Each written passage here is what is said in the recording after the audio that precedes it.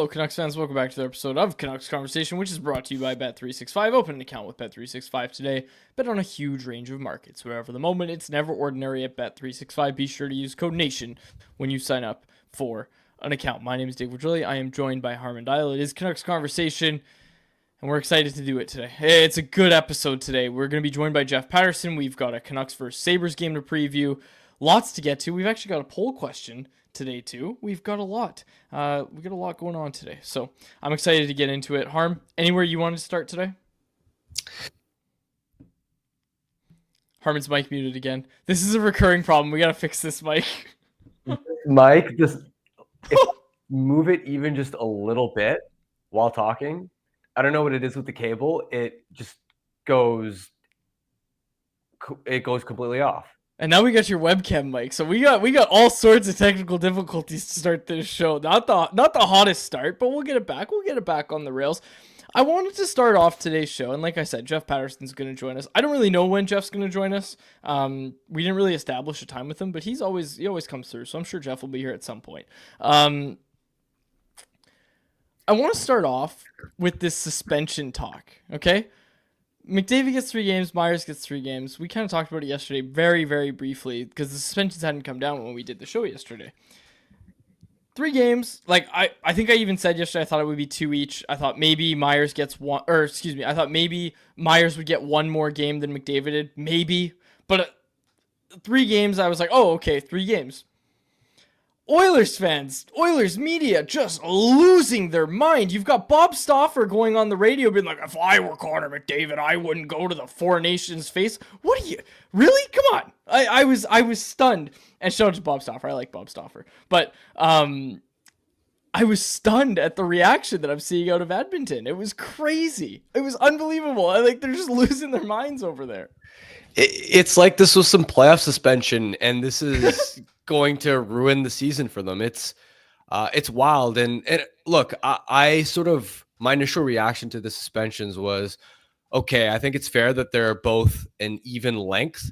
I think they were probably a game too long, but I also don't strongly disagree. I'm like, all right, you each gave them 3 games. That's fair. And in my books, and honestly, Oilers fans shouldn't even be mad at the idea of Connor McDavid getting some extra rest in January rather than racking up extra mileage in the regular season.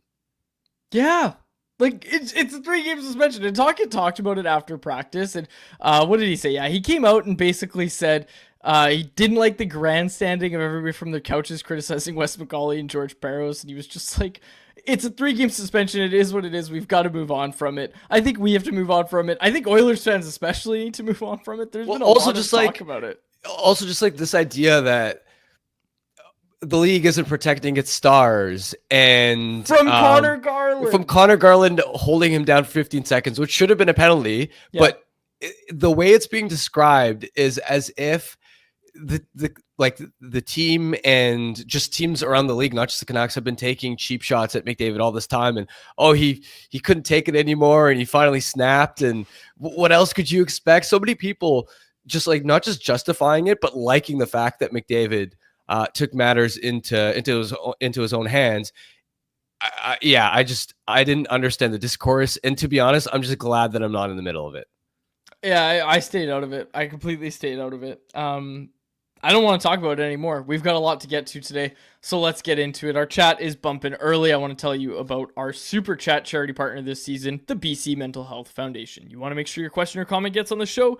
Hit us with a Super Chat. Proceeds from our Super Chat will go to the BC Mental Health Foundation, changing the face of mental health and addiction by supporting breakthroughs in care, public understanding, research, and knowledge exchange. Okay, Canucks Sabres goes tonight, Harm. Thatcher Demko starts tonight. He's going to get his 3rd straight start. The first time this season, I believe, that he started 3 straight games. So they're trying to get him on a bit of a roll. He's gone through a lot. He's going through that adjustment period.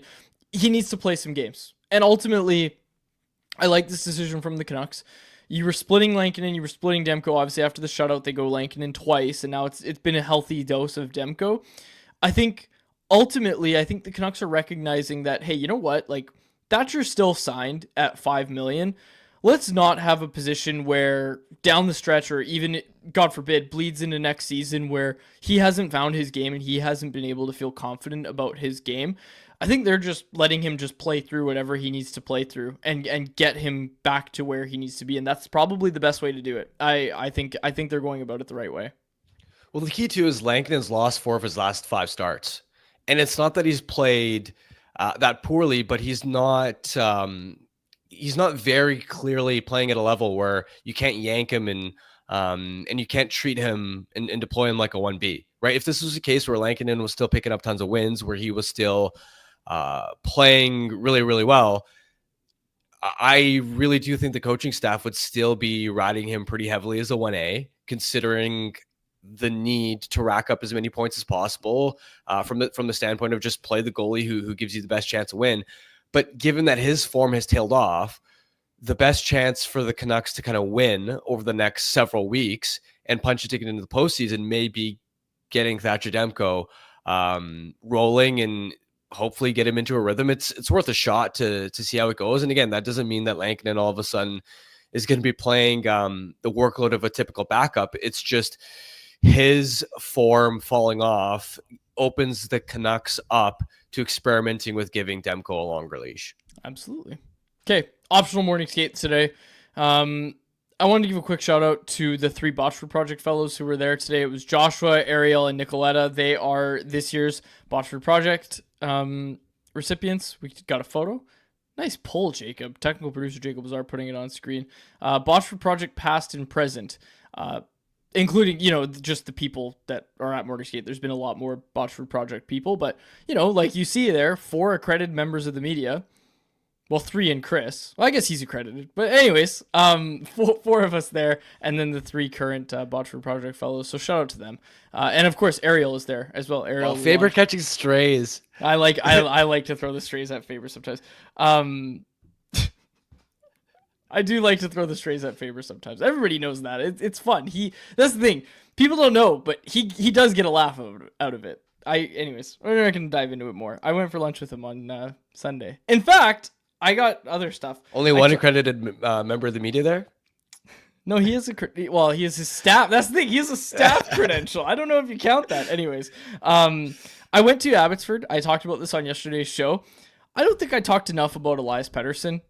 I caught up with Landon Ferraro after morning skate day, and we were just kind of chatting about Elias Pettersson because I asked Mark Friedman, who's going to slot in tonight. We'll break down the game more with Jeff in a second, but Mark Friedman's played a lot with Elias Pettersson, and I basically just asked Friedman at the end of the scrum, like, hey, like, what have you seen from him? And he said he's a hell of a player. He's gonna be a hell of a player, Elias Pettersson, and he's taken huge strides, Harm. And again, I know you and I talked about him at training camp, but like his gap control is really good. He's obviously got the big, steady defensive game, but his ability to just like, once he gets the puck, he can just transition it. It's like in the blink of an eye, it's at the red line. And he moves the puck so well. And I was really impressed with him.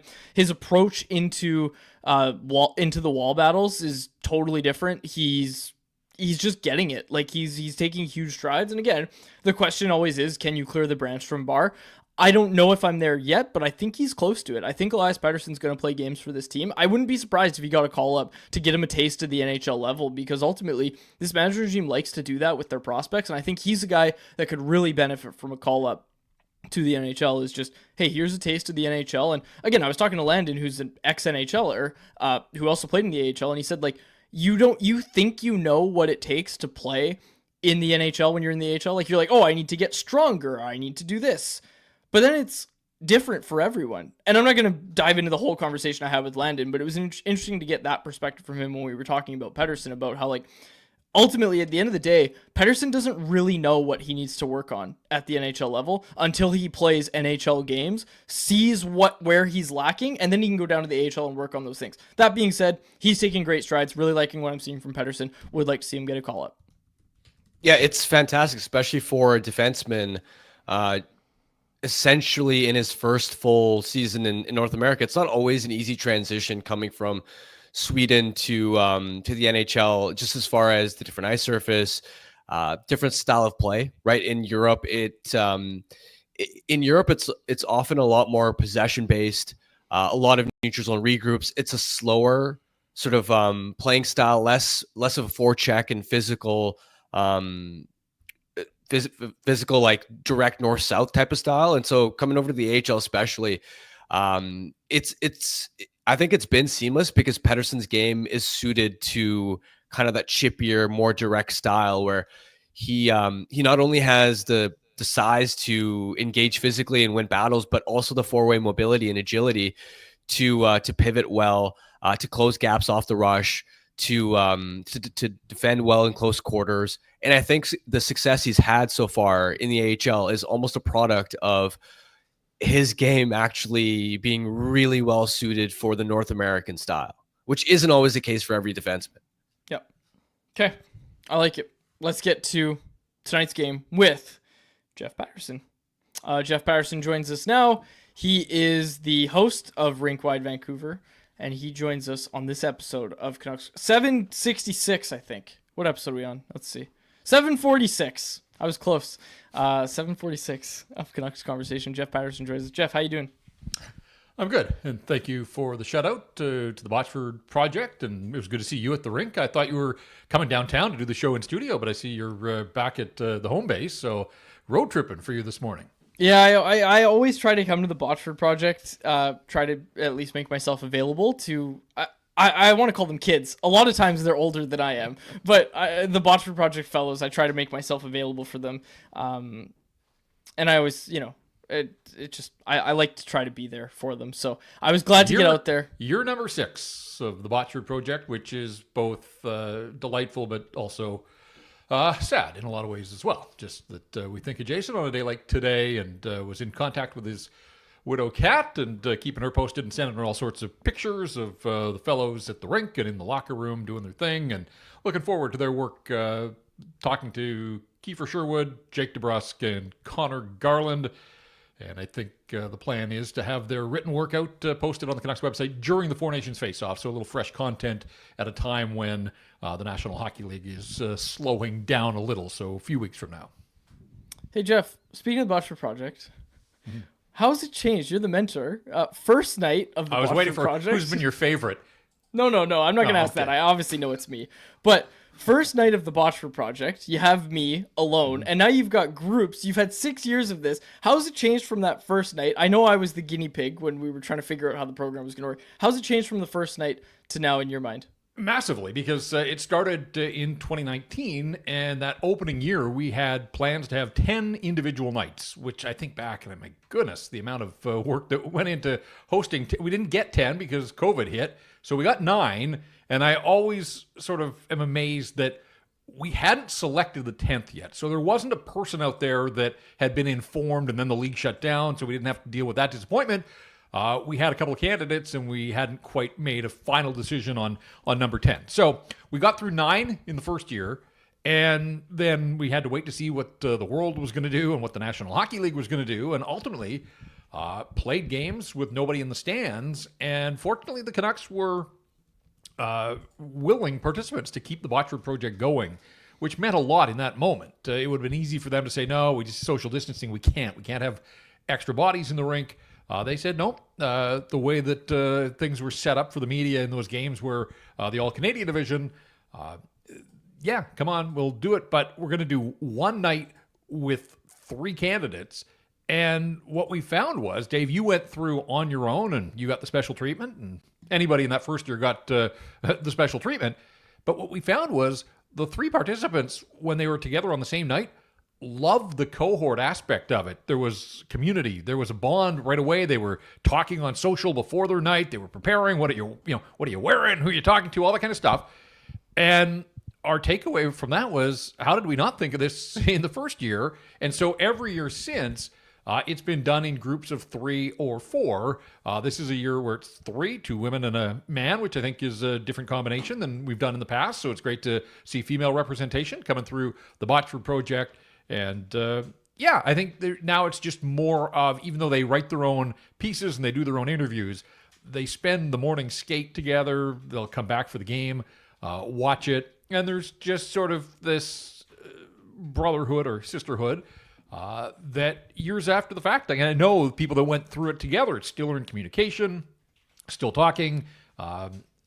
and in some ways working together and projects. So I love that. That was something that we didn't think about. That was just an organic change that was sort of forced upon us by the pandemic, and I think it's worked out for the better. So yeah, here we are into year number 6, and looking forward to hosting the three fellows along press row tonight. J-Pat, what are the vibes around the locker room these days, just with all the storylines around JT Miller? Of course, the coming off a pretty big win on Saturday. I haven't been able to go. I've been sick, but I'm curious to get just your take on the feeling and the vibes around the locker room these days. Yeah, I thought on the weekend, as the JT Miller thing was reaching, code red levels, it was odd in there. Yesterday at practice, maybe some of that was because Patrick Allvin, I thought, did a pretty nice job of lowering the temperature. If he didn't say anything, at least in standing in front of the microphones for 20 minutes, he didn't fan the flames any further.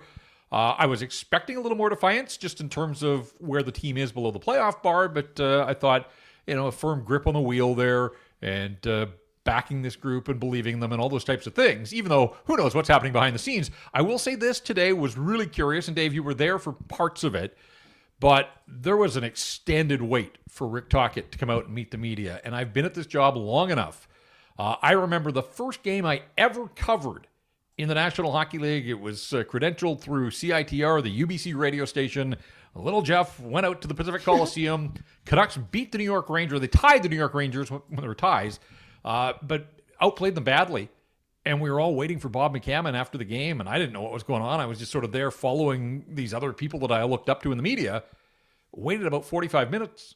Pat Quinn comes out and says, "We fired Bob McCammon." I was like, what? And so I don't know, like my spidey senses, just whenever there's an extended wait like that, especially given the climate that we're in, Harm, I'm not saying something's coming down the pipe, but it kind of felt like Rick Tocchet's attention was somewhere else and was needed somewhere else this morning before he finally came out. And he was good. He talked about the suspensions to McDavid and Myers, and I thought had a pretty measured take on that as well. Interesting that clearly all of the noise and the back and forth from the two fan bases has been presented to him.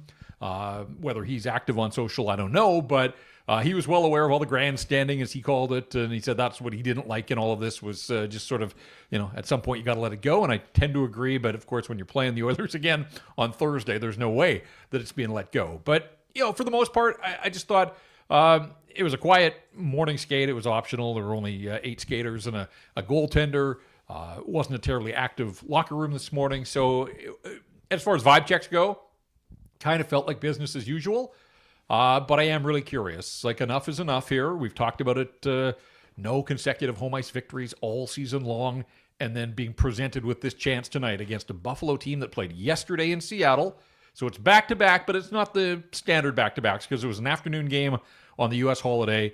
Sabres had, and I was surprised that they had a presence at the rink at all, but to see Mike Harrington, who covers this team for the Buffalo News, he described it as a full-on practice this morning and basically said Lindy Ruff was so upset with the way they played in Seattle that if they weren't going to work hard in games, he was going to work them hard on game day. And that's just something you don't see in the National Hockey League very often, but keep that in mind that the coach, they've lost 2 in a row, 3 of their last 4. It's not the 13 straight that it was just before Christmas, but they're not out of the woods. They're not a very good team.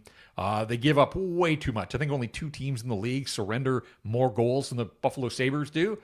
Canucks have to make that matter. And if they're going to get back above the playoff bar, they do have to start stringing some wins together.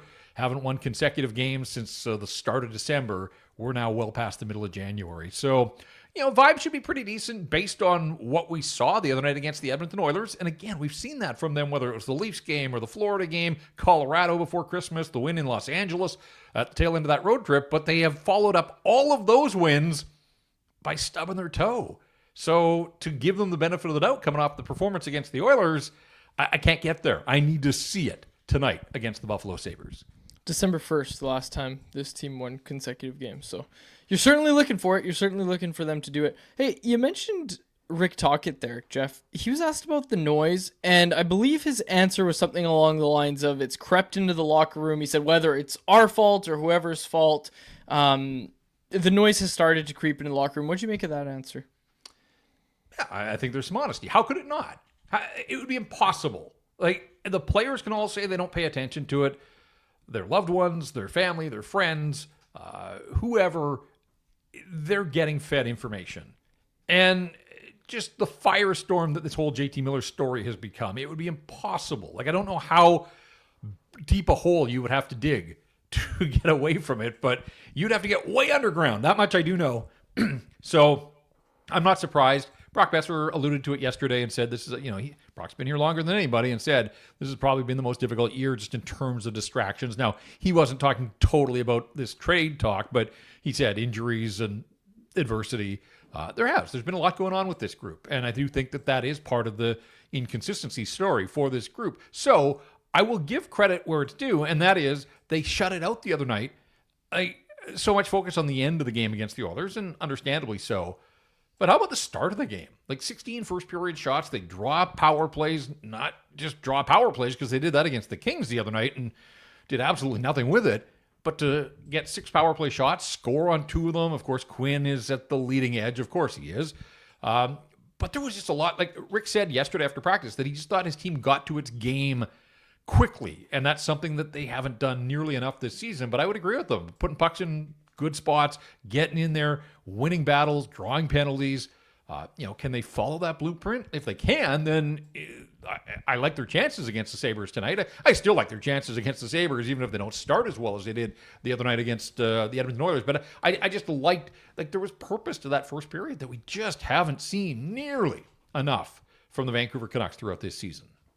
When it comes to the JT Miller trade conversation, it's obviously not, in my mind, an ideal time as far as, let me rephrase. It's not that it's not an ideal time, but the Canucks aren't negotiating from a position of strength, just with all the circumstances involved. If the offers aren't great right now, do you think the Canucks should be okay with the idea of waiting till the offseason to reevaluate? Or in your mind, has this become, have you just kind of opened the can of worms and you can't really go back? Yeah, trying to put the toothpaste back in the bottle or whatever they say. I guess, we're close to it, but we're not behind the closed doors.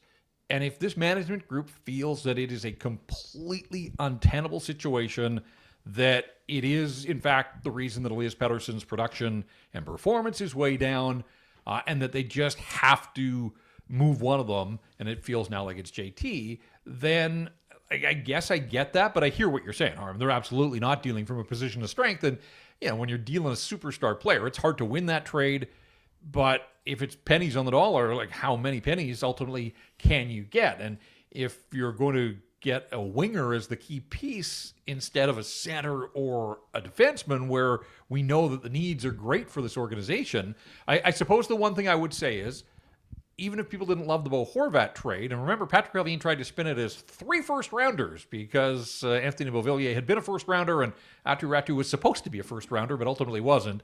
There was a first-rounder in there, and they turned and they flipped that to Detroit. And I could see a similar situation here. If you're trading Miller, I hope you're getting decent pieces at the very least. You better be getting better than decent pieces.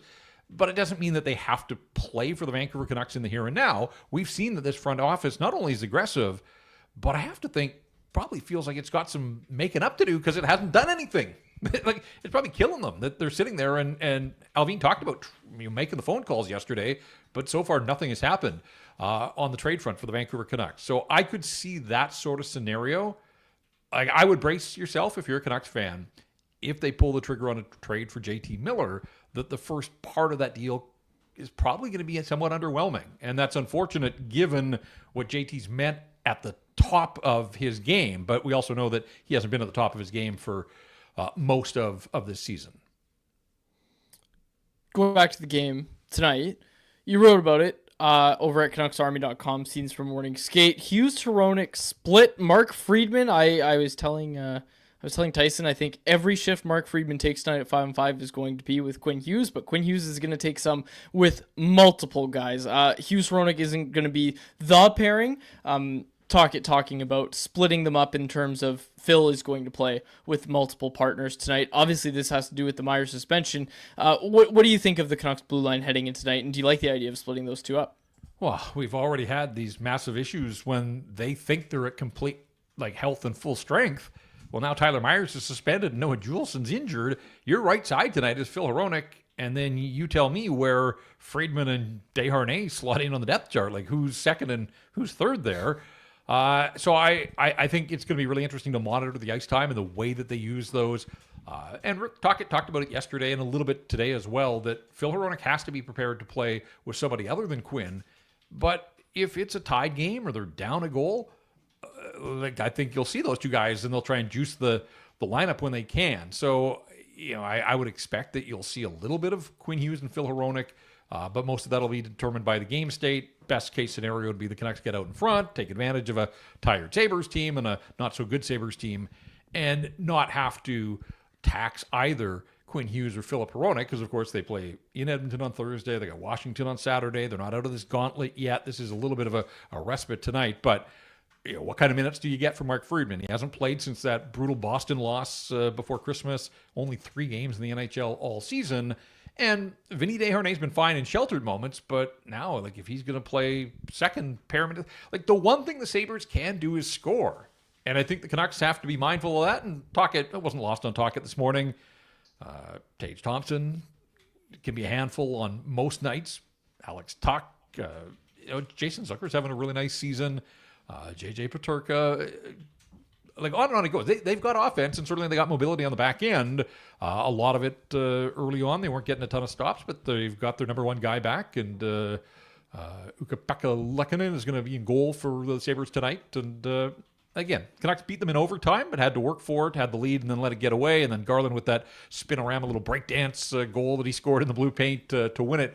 So, I think it's good. The deployment of the defense is going to be really interesting. Best thing that could happen is the forwards help out, score a few, get them a lead, and then maybe the Canucks can just kind of roll through their 3 pairs for the rest of the night. But Quinn better be rested and ready to go, because that's the one constant. He's going to play a lot, and they're probably going to need him.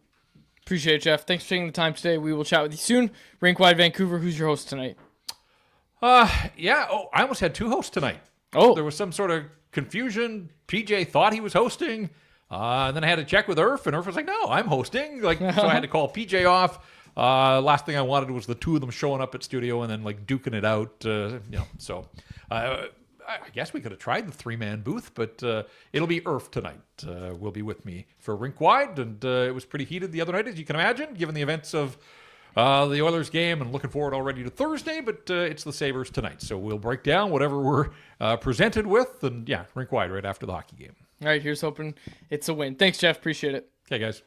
There he is, Jeff Patterson, who I might have mentioned a few times as the host for Rink Wide Vancouver. You should be listening to Rink Wide Vancouver. It is available on YouTube as a live show, just like this one that you might be watching right now on YouTube. It's also available as a podcast, just like this one that you might be listening to on podcast right now. Regular listeners to the show, I want to tell you, we need survey responses for our Family Feud game, which we're going to be playing on Thursday. We forgot to explain it to people that we had a new survey out, but we do. It's in the description. If everybody watching this video right now on the live show, we got 182 people watching right now as I say this, we would fill the survey in minutes.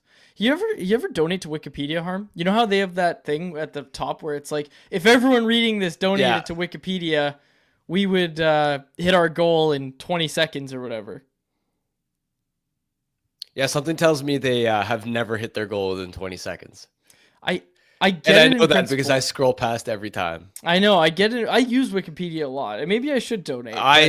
What are you, 5? Like, still in elementary school? What, you don't use Wikipedia? No, not really. That's an insane take. Wikipedia is so helpful. I think I think elementary school brainwashed me to be like, you can't trust Wikipedia, gotta use better sources. You sound like the 70-year-old librarian at the school in elementary school that's like, oh no, don't use Wikipedia. Wikipedia's guidelines have changed. Not anybody can just change what's on Wikipedia. It's different now. It's a good use of good way to find information. Wikipedia is so much fun. Last night I stayed up about 2 hours later than I was expecting because I was on Wikipedia going through all the NHL drafts through Jaromir Jagr's career. I wanted to look at all the players drafted while Jaromir Jagr was in the NHL, and I just scrolled through Wikipedia looking at all the NHL draft results for like 2 hours. It was great. First of all all, the you info first was of all right. you could All the info was right. first of all, I would much prefer Hockey DB for that. Second, that is insane to cost yourself 2 hours of sleep. Why'd you do that? I got stuck down the rabbit hole, and I'm Have just you like, never done that? This it's is what happens when 2 you're hours? anti-wiki. This is what happens when you're anti-Wikipedia. Yeah, you get to sleep right. You lack knowledge, Harm, is what I'm getting at. Is you lack knowledge when it comes to going down. Says the rabbit guy who holes. can't like count to 10 half the time. 1, 2, 3, 4. no, but Give honestly, me a month. though, Any month. just like being able, I love just looking at old names, being like, I remember this random third liner from when I was 8 years old who played like 200 NHL games. I had his hockey card, like that. I love that, and yeah, so I stayed up a little later than I probably should have. You've never Dedication done to the that? game. You've never done that, hey? No, not like by 2 hours. Well, no, not 2 hours. That's fine. That's fine. Not 2 hours. I mean, like everybody's been caught in a social media rabbit hole for a little bit and been Sure. like, oh, like I no, should no, have not social media. Wikipedia. We're been. talking about Wikipedia specifically? Yes. No, never. You should, man, because here's the thing. There's people who play games where it's like, how long can it take me to get to just 2 unrelated items? Like, how long could it take you to get from the Vancouver Canucks Wikipedia page to the national anthem of Latvia Wikipedia page? Like, how long could it take you just to click through links? You know what I mean? Like, that's a game. Probably like 3 clicks in that situation. Oh yeah, because I guess you go to She Yeah. Loves Latvia. Yeah. Okay, bad example. Like, it could be anything. Like Mars. You know, Mars. You know, technology has evolved a lot since Wikipedia first came out. There are a lot more fun ways to spend your time. Wikipedia is a solid service. Wow, I know who's not donating to Wikipedia. I can't believe this. This is crazy. Okay. Defund Wikipedia. Brimfy Shingle in the chat said, I like most of Harmon's takes, but hating on Wikipedia, clown take. I'm not hating on it. It's just, I think honestly, I'm not a huge fan of the UI. That's crazy. Wikipedia has one of the No, nicest UIs. that's fair. What? How is that fair? It's a It's great just UI. not very. It's no Canucks Army. Put it this way, whenever I'm looking up hockey content and somebody's Wikipedia page comes up, I try not to use it because there's usually almost always another site that has a better way of a cleaner, more efficient way for me to find the data I'm looking for. Yeah, and I'll give you that, Harm. But when it comes to draft stuff, I actually like how Wikipedia handles their UI for drafts. But for regular player stuff, absolutely, I agree. I'd rather use Hockey DB or Hockey Reference or Elite Prospects. I'm cutting the Wikipedia talk there. I'm cutting it there. We don't need to debate Wikipedia, an objectively awesome service. Okay, let's get into anyone else, which is brought to you by Greta. Come down to Greta Bar YVR this Thursday for a thrilling evening presented by Fountain Tire as we watch Vancouver take on Edmonton on January 23rd. That's this Thursday, folks. There's going to be exciting giveaways, including hockey tickets, signed memorabilia, and jerseys to be won. Doors open at 5 p.m. and puck drop is at 6 p.m. Each ticket grants you access to all the action. It's all in support of One Broken Biker. Check out our VIP 4 Actually, don't check that out. I just found out that sold out. I was looking at the site. Our VIP 4-person reservation, which I've been telling people about for a couple weeks now, has completely sold out. But you should still buy a ticket because you still can. Nationgear.ca. Go check it out. It's going to be a great night. Tickets are just $10. Come watch the game with us. Hang out. Look, we have people who are like regulars and they want to play trivia every time. And if you want to play trivia, just flag me down. I'll pick you for trivia, especially if you've never played before. We have people who've been to every event we've done and they've walked away with like signed Bo Horvat jerseys. They've walked away they got to skate on the ice at Rogers Arena, a studio tour. We give all sorts of things away. And we're going to be doing that again. So if you want to play trivia in the first or second intermission, whenever we do it, make sure you flag me down. I'll be there at Greta. It's going to be a great time. Secure your spot. Nationgear.ca. Don't miss out. Don't miss out on this one. And we hope to see all the regulars there. Jeremy Lee, I hope you've bought your ticket. We've seen you there before. Obviously, Travis Wall, all the regulars, Commander Vander, all those people that come out and support and hang out with us at Greta. Good time. Good time. Okay, let's get to anyone else. We've got a few things in the chat here, Harm. I want to start on this Zadorov interview. Did you see this, by the way? Yeah. In Boston, talking about how Vancouver was the coolest 6 months of his career. It was nice to hear him say those things about Vancouver. I've said it a few times. The Canucks obviously miss him. He misses Vancouver, it sounds like, a little bit. But honestly, like, you think about it, that was like the coolest 6 months of hockey in Vancouver in the past, I don't know, what, 10, 15-ish years, other than like the cup run. That was probably the coolest stretch of hockey, was when Zadorov was here. Yeah, I mean, not specifically because of Zadorov, but because the team was finally good again after so long. And he's right. I mean, I have covered games in a lot of different buildings. I covered the road playoff games in Nashville and in Edmonton. There was something special about the atmosphere in Vancouver.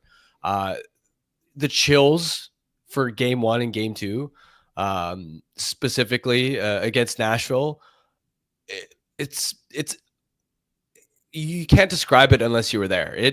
And from the player standpoint, I can completely understand why they would look back on that experience during that playoff run as such a special, unique moment, not just because of everything around the building itself on game days, but just because the city itself, like everybody in Vancouver was tuned in and invested in the team again, which is special because you're not going to get that in a lot of American markets where hockey just isn't the number one sport.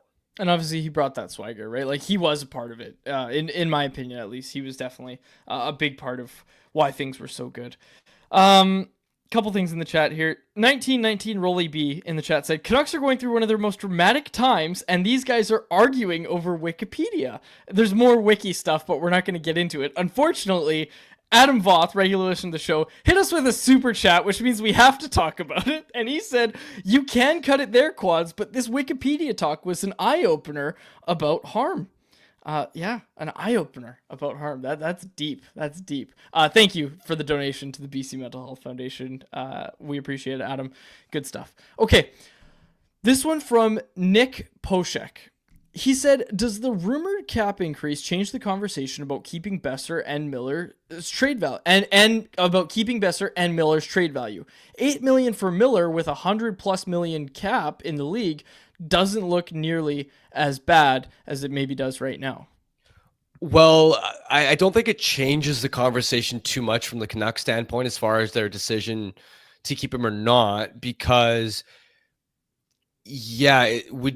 is there some level of concern about how that deal might age in year 5, year 6 of that contract? Sure, but that's not the primary reason why the Canucks would be looking to shop him. The Canucks are in a win now window. The primary reason they're looking at maybe shopping Miller here is because the core is underperforming and management realizes that they may need to shake things up. I don't think the contract is the primary in the fears of how that's going to age in the future is the driver of why the Canucks are shopping him right now. And from the perspective of acquiring teams, yeah, I do think to some extent it helps knowing that the cap is going to go up. With that said, I think it also depends on the context of each individual team and their own cap situations, right? Because let's say for the New York Rangers, right? When you already have potentially risky contracts to Zibanejad, Kreider, and Panarin, while that contract hasn't turned poorly yet, it's still a lot for an aging player.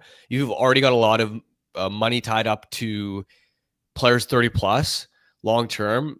Like, then it becomes a concern of, okay, do you want to add another contract? And that can limit how much a team is willing to give up for a player. Whereas let's say a team like Carolina, I think would be better positioned to take that calculated risk, because when you look at Carolina's cap structure, first of all, they don't have any like $10-11 million they're paying in the first place. So they don't have like a huge top heavy salary structure, meaning they can more easily afford to bring one on. But also they've got Brent Burns and Dmitry Orlov combined like $13 million, 2 veteran players expiring this summer. So I think it's like, yeah, the cap going up, it does mitigate some of the concern for how Miller's deal is going to age, but it's still going to be in the context of each individual team's cap situation if you're looking to acquire Miller. And the thought process isn't going to be, well, just because the cap's going to go up, that we can afford to just add on all these aging contracts. Like Boston's another example of a team where it's like they want a number one center, but they have a lot of money tied up into veterans and kind of this aging core, especially now that Lindholm and Zadorov aren't panning out well. So it's like, even though the cap is going up, can you still, like, how comfortable are you going to be to take that risk? And that's why I wonder for some teams, it's like, I bet you a team like Boston, if they are interested, they're kind of going to be throwing out low balls.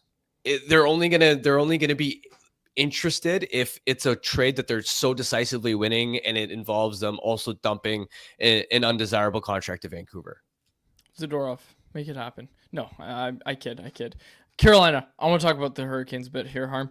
They were linked yesterday. We heard Friedman, we heard Dollywell talking about them, and I think Cam Robinson also had it on Twitter. Nonetheless, the Canucks are linked to the Carolina Hurricanes, or we should say the Carolina Hurricanes were linked to the Canucks. More specifically, JT Miller. In a JT Miller trade, who would you like to see come back from the Carolina Hurricanes? We broke down 8 players today over at Canucks Army. Can you explain to me, and I know you did this yesterday with Lafreniere, why are people excited about Jesperi Kotkaniemi? That I cannot tell you. Okay, because yesterday you helped me understand why Lafreniere isn't a horrible return, but what is this idea that, it has to be Kotkaniemi coming back to the Canucks? Like, Pius Suter's a better player than Kotkaniemi. You're not wrong. I would say, I think the reason Kotkaniemi is being thrown around is because, for cap purposes, the only way the Canes can afford. So this is where the Canes are at with their cap, right?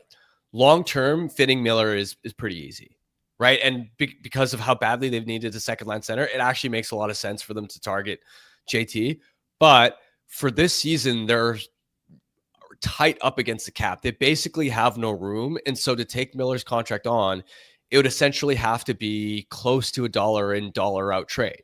And that's why when you go up and down their cap sheet, people gravitate to Kotkaniemi because he's paid nearly $5 million. He's an expendable player. Plus, the Canucks have been rumored to have had interest in him in the past. And so, especially as a center, like that's the logic behind why his name has come up. But I agree with you. If the JT Miller trade is centered around, if the return is centered around Kotkaniemi and let's say like Roslovic, that would be brutal. You should not do that if you're the Canucks.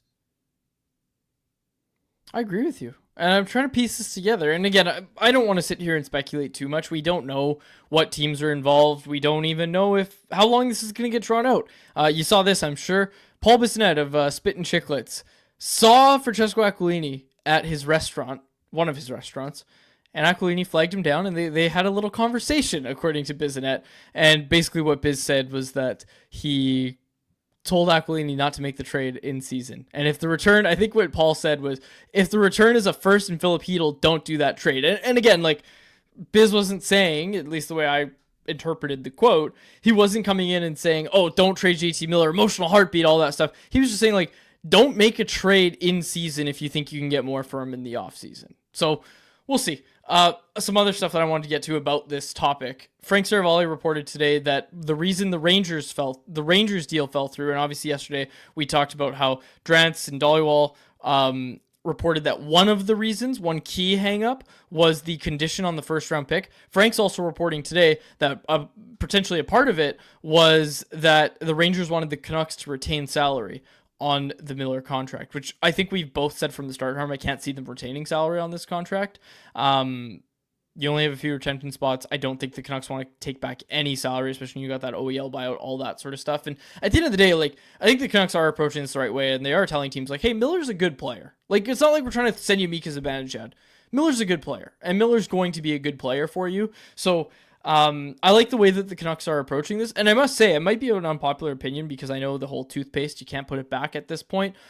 Like, I could see a world where the Canucks just finish off this season with Miller. I think if you do that, though, you also have to be aware that you're kind of punting on this season. Like, I don't know if they're going to be able to figure it out with Miller on the team at this juncture, just with everything that's happened and all the talk about, like Susie was talking about how they're waiting for something to happen, it feels like, and talk it today, saying the noise has crept into the room. I think ultimately that's why they'll trade JT, but I would be okay with it. I think from a process standpoint, if they were like, you know what, the offers we're getting right now suck, and yeah, we know that it might cost us a chance at doing anything in the playoffs or fixing this right now, but we're more worried about the long term, and we got a much better return in the off season. I don't have a problem with that line of thinking.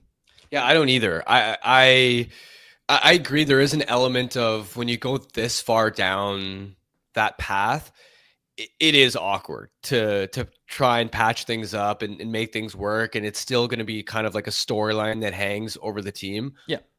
But I think you could also make the case that even if you are trading Miller, that's not like, because of how big a piece he is on the ice, you're losing a top 6 centerman.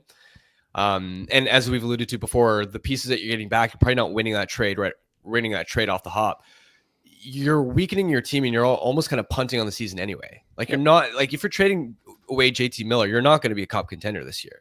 So regardless of if you keep him or move him, move him now, you've kind of in a situation where this season might be beyond repair as far as your cup contention odds. I'm not talking about making the playoffs, but cup contention.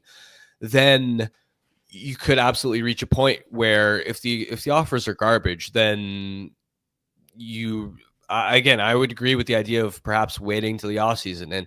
And at that point too, then a team like Carolina, for example, it doesn't have to be dollar in, dollar out.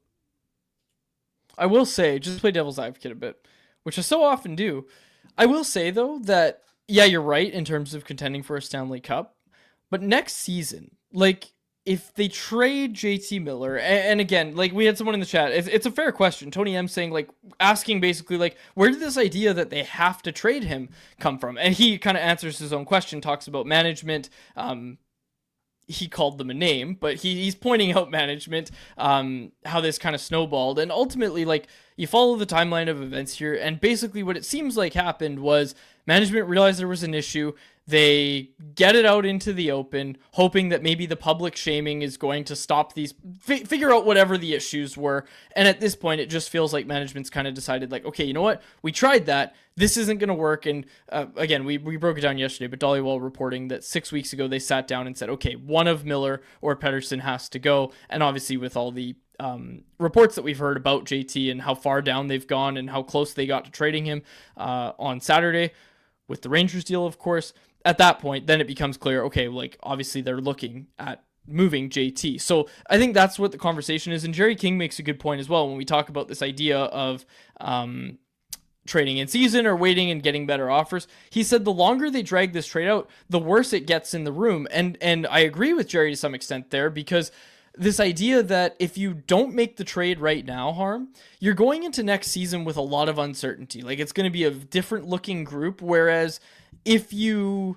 trade Miller now and you bring in whatever new pieces you're going to bring in, at least this new core, let's be honest, that is kind of a new core. It's a big core piece leaving. Like, they still have the stretch run to build up some confidence and to figure out the way that they want to play, rather than trying to hit the ground running in October with a very different looking group. I do see both sides of it.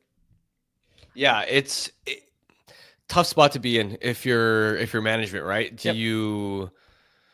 Do you try and get it done as quickly as possible, which risks you moving him for pennies on the dollar? It's also like you got to be, if you're management, you got to make a calculation on how different do we expect the market to look in the summer? Is it a little bit better? Is it significantly better? Because if it's only a little bit better, then you might be incentivized to just say, you know what, let's just rip the Band-Aid off. And this isn't great, but we've got to move on for the sake of just locker room dynamics and team chemistry. But if you're at a point where you think the market can be significantly more robust, then at that point, even though it may not be in the team's best short-term interest to have this storyline kind of looming over, then it does behoove them to wait. And that's the hard part is, like, I can't sit here and, like, I would expect it to be better, but I can't say if the market for Miller would be a little bit better or significantly better in the offseason. It's tough to say at this juncture. Yeah, it's an interesting conversation, and there are a ton of opinions, and I would like to read everybody's, but this one from Mike Weller. He said, "I don't see management making a change with Miller just to make a change. They understand the value he has, and the trade needs to make sense." I think ultimately, like, that's what we're talking about with the tough spot that management's in. They need to decide, how much do you value? We need to shake things up, and we need to have a different core. And what I was just saying about giving this quote unquote new core a chance to get their feet wet together before next season starts. It's really interesting. It's a really interesting conversation. There's a lot of disagreement in the chat right now. Jerry King saying you open up more teams calling in June if you wait till the offseason. Utah, Dallas, Sharks, Anaheim. There's going to be a lot of options there. The other thing to consider, though, Harm, is that JT Miller does have a no movement clause. And look, he hasn't asked for a trade as far as we know. Even though also Biz said today, like, not publicly they're denying it. We're not going to get into that. But at the end of the day, Miller does control his destination. So you can't just flip him to Anaheim and say, yeah, go there. And maybe he wants to go to Anaheim. We don't know. But it is worth mentioning as we kind of list all those teams that he gets to choose, basically. Does this situation kind of remind you of the Ryan Kessler one from over a decade ago? And I'm not talking about the whole like trade request thing. Yep. By any means, but just the idea of you got a really good top six centerman who should be worth a lot, but you're probably going to get pennies on the dollar just because of the NMC, just because the team's negotiating from a position of weakness. And honestly, we talked previously about a lack of trade comps for Miller. Like, I've kind of wondered about Kessler as a trade comp for Miller, where it's like a top six center around the age of 30 who has been a little bit up and down, who has the NMC, has a long-term contract, and you look at the return the Canucks got, it was first round pick, middle of the lineup NHL player in Nick Bonino, sort of third line center essentially, and then Lucas Spiza, who ultimately, as we know, was a disaster here, but at the time was sort of viewed as, okay, young player with a little bit of upside. Underwhelming, but I wonder if that's roughly the kind of market value for Miller right now, which again would be disappointing considering the caliber of player he just was as recently as last year. But that's one comp that just kind of came to mind for me in all this. It's an interesting one because Miller and Kessler have been compared to each other for years now, right? Like the idea of, oh, this American guy, he's going to be your second line center. He's going to do this. He's going to do that. He's your emotional heartbeat. Like for years, Miller has been getting the Kessler comparison. So it's interesting that you bring it up there. It's, I would think JT gets more than that in a trade. I would hope. Like even the proposed Will he one, though? Like the Hedel, what was it? Hedel Lindgren in a first. Was that what it was? The one we were talking about? Yeah. Okay. Like that's a better trade than what Kessler went for. It's in the same ballpark though. Let's be honest. It's a sure. first round pick. Hedel, he's a middle six center, and like Hedel's younger, but he has injury risk. So him and Bonino are kind of. How old was Bonino when they traded for him? Was he like late 20s, like 27ish? If I had to guess, I'd have to look back at it. Okay. But and then Spies and the thing with Lindgren too is he's coming off a year right now, and he's a pending UFA. Like he's not an asset. He's just a cap dump to make it work. It's not, you know what I mean? So it's like him and Spies are kind of comparable in that sense too, where it's just like neither one of these guys is worth much. Looking at Bonino now, he was 26 during his first season with the Canucks. Okay, I stand correct. And let's remember now too that the Rangers, according to Frank's report, wanted the Canucks to retain salary too. Now a little bit different too, though. I should note where the Rangers' first round pick, depending on the conditions, would have been more valuable than the Ducks' first round pick, which was 24th. Yep, true. Okay, I put out a poll question today. Let's get to it as we close out today's episode and start to close out today's episode. Our poll question today was about the playoffs. Do you still believe the Canucks, 1 point back of the Flames right now for Wildcard 2, will make the playoffs? 70.3% say yes, 29.7% say no. They've got to string some wins together, and they've got a chance to do it against the Buffalo Sabres tonight. Before we close out and get to our Bet365 Bet of the Day, I want to bring this up. Today, the NHL released the quarter-century team for the Vancouver Canucks. First team, Marcus Naslund, Daniel Sedin, Henrik Sedin, Alex Edler, Quinn Hughes, and Roberto Luongo. In net, we had all of those players on our teams. Second team, Ryan Kessler, JT Miller, Elias Pettersson, Kevin Bieksa, Matthias Oland, and Thatcher Demko. The difference is here. You had Ryan Kessler in your forward group, so you got the forward group completely correct. I had Todd Bertuzzi. I had Ed Jovanovski on defense. And who did you have on defense? Neither of us had Bieksa. Did you have Salo? No, I think I had Jovo too on my second team. Okay. I think. So Can't Jovo was remember. robbed. Jovo was robbed is what I'm getting at. But anyways. All right. Yeah. Okay. Let's get to our Bet365 Bet of the Day. Anything you wanted to get in, Harm, before we close out? No. Okay. All right. Let's see what's out there. Did you win yesterday?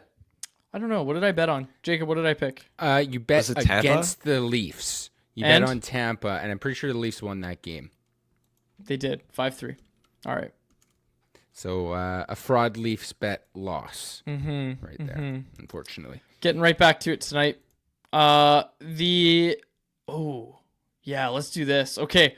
The Washington Capitals are visiting the Edmonton Oilers. The Oilers are too focused on McDavid being suspended. They don't even know they have a game tonight, actually. They're going to be without Connor McDavid tonight. The Capitals are the underdog heading into that game at plus 130 odds. You can get the Capitals to beat the Oilers in Edmonton. I'm taking that one. That was our Bet of the Day, brought to you by Bet365, a proud partner of Canucks Conversation. Open an account with Bet365 today and bet on a huge range of markets. Whatever the moment, it's never ordinary at Bet365. Be sure to use code NATION when you sign up for an account. Must be 19 plus to play. If you choose to play, please play responsibly. All right, we will close it out there. For my co-host Harmon Dyler and technical producer Jacob Lazar, our thanks again to Jeff Patterson for joining us on today's show. We'll be back tomorrow. My name is Dave Quadrelli. Thanks so much for listening to the episode of Canucks Conversation.